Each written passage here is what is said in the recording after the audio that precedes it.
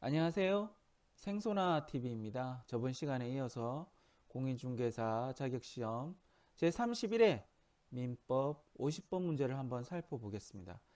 자, 50번 문제는 상당히 까다롭고 난이도가 있는 문제였습니다. 제가 기출문제를 찾아볼 수가 없었습니다. 결론적으로 이 문제는 무권리자의 처분행위를 묻고 있고요. 무권대리 규정이 유처 적용한다는 것이 핵심 포인트였습니다. 자, 무권대리 규정 같은 경우 본인이 추인을 하면 어떻게 되나요? 소급 적용이 된다는 겁니다. 자, 이걸 결론으로 가지고 가도록 하겠습니다. 무권리자의 처분 행위의 추인을 공부할 건데요. 이 무권리자의 처분 행위의 추인을 공부하기 전에 좀 구분해야 되는 개념이 있습니다. 자, 무효행위의 추인이라는 것인데요.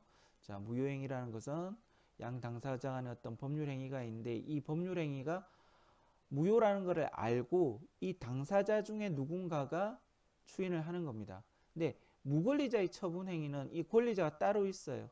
이 권리자가 두 사람 사이의 처분 행위에 관해서 추인을 하는 행위를 무권리자의 처분 행위의 추인이라고 이야기합니다. 자, 이것과 또 구분해야 되는 개념이 전부 타인 권리 매매라는 것입니다. A가 B에게 X 부동산을 매도하였습니다. 자, 하지만 서로 알고 있습니다. 이 X 부동산은 C 거라는 것을 A가 이야기합니다. B에게. 이 X 부동산은 내 거는 아닌데 C로부터 내가 매수해서 너한테 팔아줄게 라고 이야기를 합니다. B도 알고 있습니다. X 부동산 A 네 거 아니야. 네가 C로부터 구입해서 나한테 팔 건데 그러면 좀 위험하니까 가격을 좀 싸게 해줄래? 자, 서로 간에 이런 전부 타인 권리에 관해서 채권 계약을 체결하는 겁니다. 처분 행위가 아니라 채권 행위를 하는 겁니다. 자, 이 전부 타인 권리 매매는 나중에 하자 담보 책임에서 배우시게 됩니다. 자, 판례를 한번 살펴보도록 하겠습니다. 건저당권 말소 등기를 청구하는 소송이었는데요. 무권리자가 문서를 위조해서 건저당권 설정 등기와 대출을 하였는데 권리자가 무권리자의 처분을 추인하였는지가 문제된 사건이었는데요. 자, 결론만 한번 살펴보도록 하겠습니다. 일단은 무권리자의 처분을 추인하는 것도 허용된다.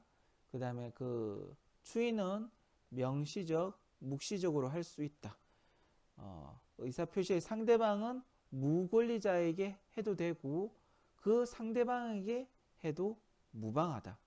자, 그리고 무권리자의 처분행위의 추인은 무권대리의 추인과 비슷하다. 그래서 130조, 133조가 유추 적용될 수 있다. 자, 유추 적용하는 경우 추인하게 되면 그 권리는 소급하여 권리자에게 기속된다고 보아야 한다는 것이 판례의 태도입니다. 자, 무권대리 추인에 적용이 된다라고 했으니까 무권대리 규정을 다시 한번 살펴보도록 하겠습니다. 대리권 없는 자가 타인의 대리인으로 한 계약은 본인이 이를 추인하지 아니하면 본인에 대하여 효력이 없다. 추인하면 본인에게 효력이 있고 본인에게 권리관계가 귀속된다라는 뜻이죠. 자, 추인은 다른 의사 표시가 없는 때에는 계약 시에 소급하여 그 효력이 생긴다. 그러나 제3자의 권리를 해하지 못한다. 무권대리의 추인행위는 소급하죠. 무효행위의 추인은 소급하나요? 아닙니다. 무효행위의 추인은 그때부터 효력이 발생합니다. 자, 무권리자의 처분행위의 효력은 추인하면 그때부터 효력이 발생하나요? 아닙니다. 판례는 이 경우에도 소급하여 효력이 발생한다고 판시하고 있습니다. 기출문제를 완벽하게 똑같은 기출문제를 찾을 수는 없었습니다. 하지만 무권리자의 처분행위의 추인과 관련해서는 문제가 있었어요. 자, 한번 확인해 보도록 하겠습니다. 28에 42번 문제였는데요. 4번 문항만 한번 살펴보겠습니다. 무권리자가 갑의 권리를 자기 이름으로 처분한 경우 권한자가 그 처분을 추인하면 처분행위의 효력이 본인에게 미친다. 자, 무권리자의 처분 행위는 추인할 수 있고 추인하게 되면 본인에게 권한자에게 효력이 미친다라는 판례의 태도를 문제에서 묻고 있습니다. 자, 이제 문제를 한번 풀어보겠습니다. 자, 갑은 을의 모친으로서, 그러니까 아들이 은행하고 짜고 엄마 부동산을 건저당을 설정한 거예요. 자, 아들이 엄마 부동산에 은행하고 공모해서 건저당권을 설정한 사건이었습니다. 자, 틀린 것을 묻고 있네요. 자, 엄마와 은행 사이의 대출 계약은 무효이다. 맞습니다. 자, 위조됐으니까 무효인 거죠. 자, 그리고 은행 명의의 건저당 설정 등기는 무효이다. 네, 맞습니다.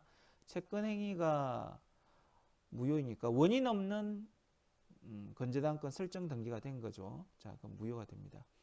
자, 엄마는 부동산의 소유자는 은행에게 소유권에 기한 방해 배제를 청구할 수 있다. 그래서 건저당권 설정 등기 말소 청구를 한 거죠. 맞습니다. 갑이 자, 엄마가 아들의 처분행위, 무권리자의 처분행위를 추인하면 추인은 할 수 있죠. 원칙적으로 그때부터 새로운 법률 행위를 한 것으로 본다. X입니다. 무권리자의 처분행위에는 무권대리 처분 규정이 유초 적용되기 때문에 133조에서 규정한 것처럼 그때 소급하여 효력이 발생하게 됩니다.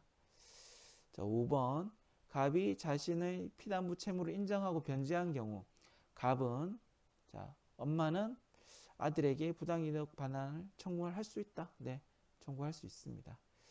자, 오늘 문제는 여기까지입니다. 감사합니다.